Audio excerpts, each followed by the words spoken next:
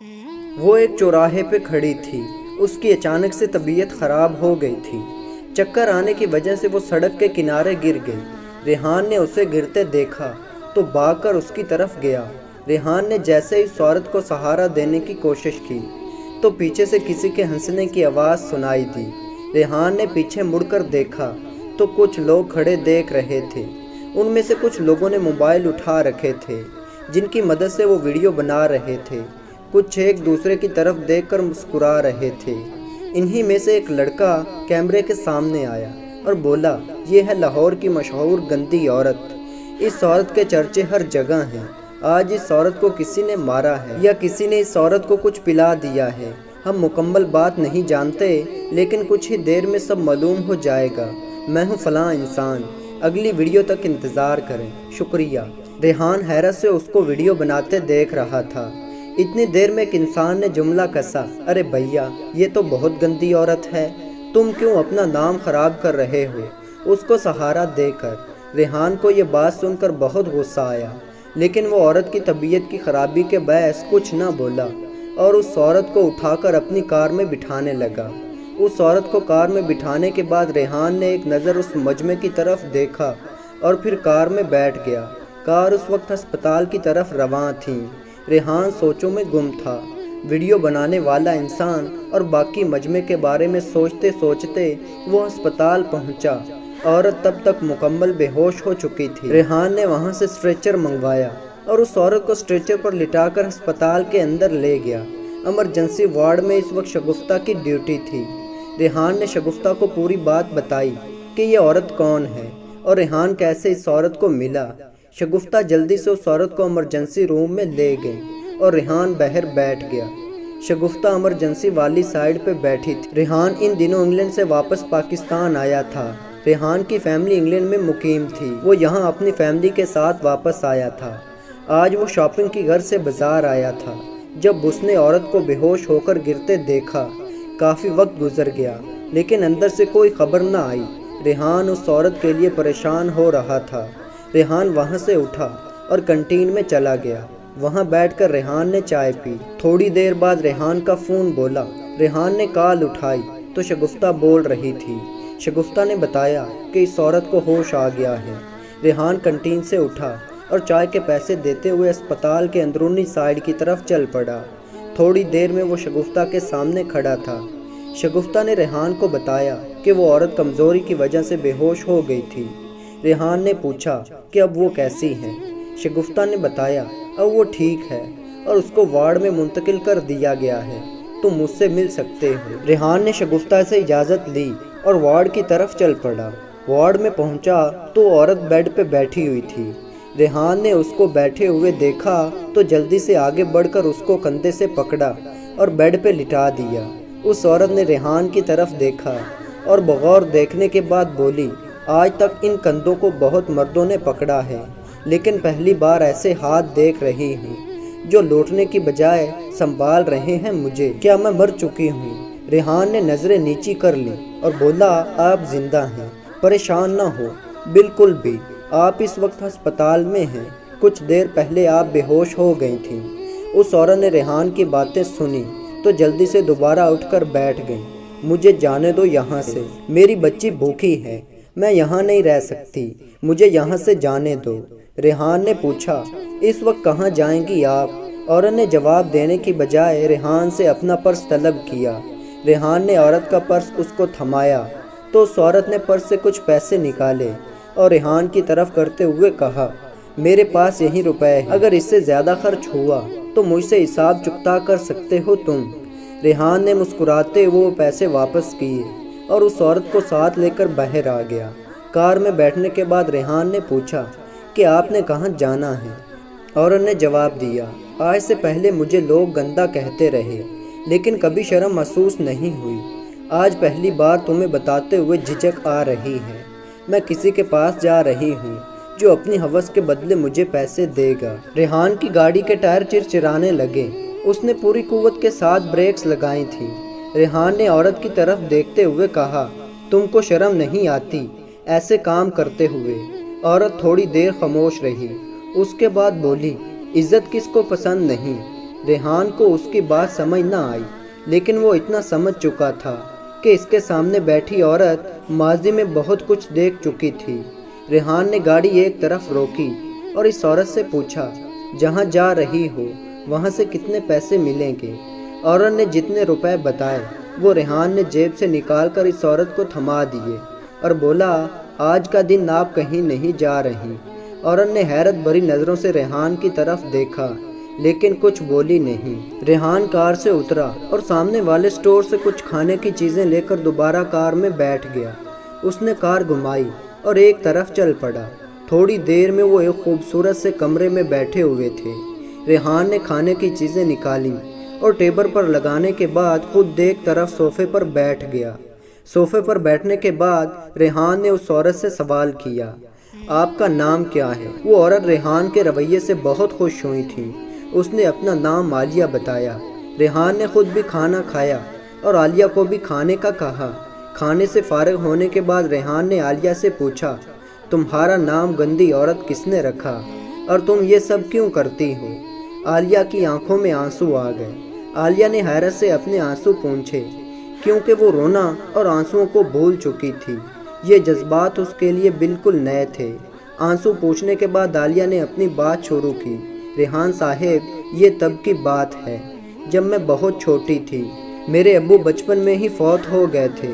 अम्मी बेचारी दिन भर लोगों के घरों में काम करती और मुझे और मेरी छोटी बहन को पालती थी। मेरी अम्मी हम दोनों बहनों को कभी बाहर नहीं जाने देती थी। वो अक्सर कहा करती थी कि यहाँ भेड़िए रहते हैं जो जिंदा या मुर्दा नहीं देखते, उनका काम सिर्फ गोश्त नोचना है। एक दिन हमारे घर कुछ रिश्तेदार आए हुए थे। उनमें एक अंकल ने अम्मी को कुछ पैसे दिए। उस रात वो रिश्तेदार हमारे घर रहे। रात किसी वक्त मेरी आंख खुली तो अम्मी ने हाथ में डंडा उठा रखा था और वो अंकल घर पे नहीं थे कहीं भी। मेरे पूछने पर अम्मी ने कुछ नहीं बताया। उस दिन के बाद हमारे घर में रिश्तेदारों का आना जाना भी बंद हो गया। अम्मी ने उसके बाद घर को ताला लगाना शुरू कर दिया।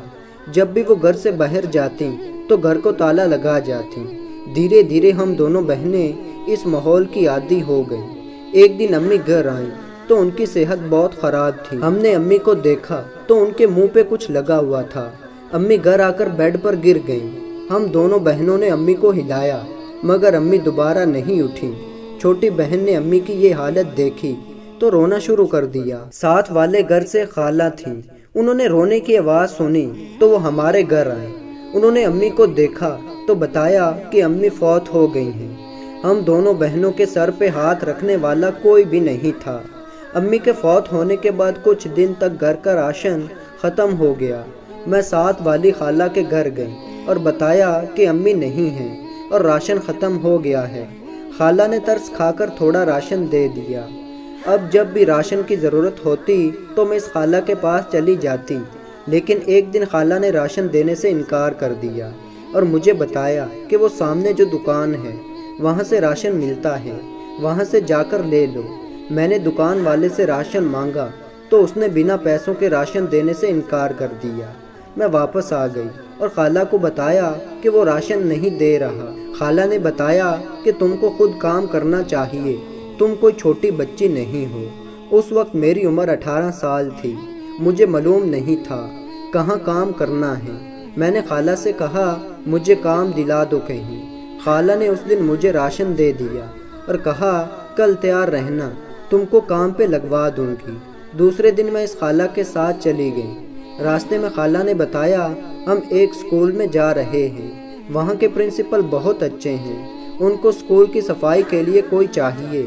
हम स्कूल पहुँचे तो खाला मुझे प्रिंसिपल के ऑफिस ले गई। प्रिंसिपल ने खाला को आंख मारी और कुछ पैसे देकर बाहर भेज दिया। उन्होंने मुझे कुर्सी पे बिठाया और मेरी पीठ की तरफ खड़े हो गए।